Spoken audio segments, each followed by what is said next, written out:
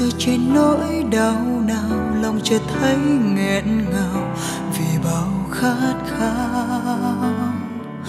Đợi chờ làm chi nỗi đau ai ngờ, tình yêu đôi ta như là mơ. Bao yêu thương đã muộn màng vì mình quá vội vàng để lòng nát tan.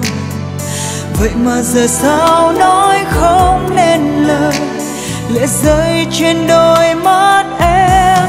Từ trong con tim em cứ nhớ anh vô bờ, tình yêu ấy cũng đã khiến em mong chờ. Góc phố vắng anh mình em bơ vơ, bao giấc mộng này tan vỡ. Thì thôi xem những chuyện mình chưa bắt đầu, để cho lòng này nhẹ với nỗi sầu.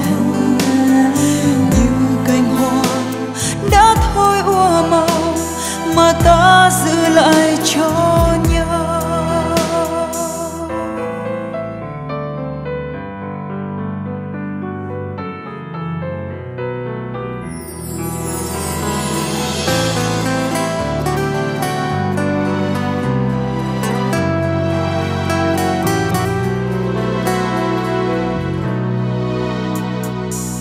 Rơi trên nỗi đau nào, lòng chợt thấy nghẹn ngào vì bao khát khao.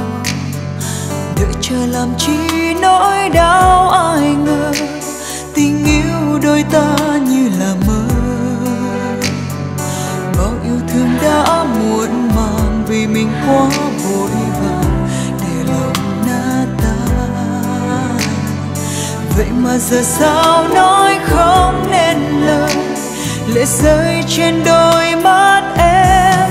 Từ trong con tim em cứ nhớ anh vô bờ, tình yêu ấy cũng đã khiến em mong chờ. Góc phố vắng anh mình em bơ vơ, bao giấc mộng này tan vỡ. Thì thôi xem những chuyện mình chưa bắt đầu, để cho lòng này nhẹ với nỗi sầu. Như cành hoa đã thôi úa màu, mà ta giữ lại cho nhau.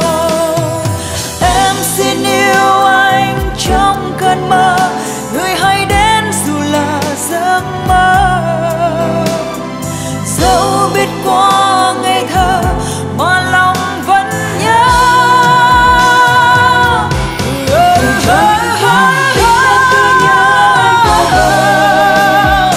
Tình yêu ấy cũng đã khiến em mong chờ.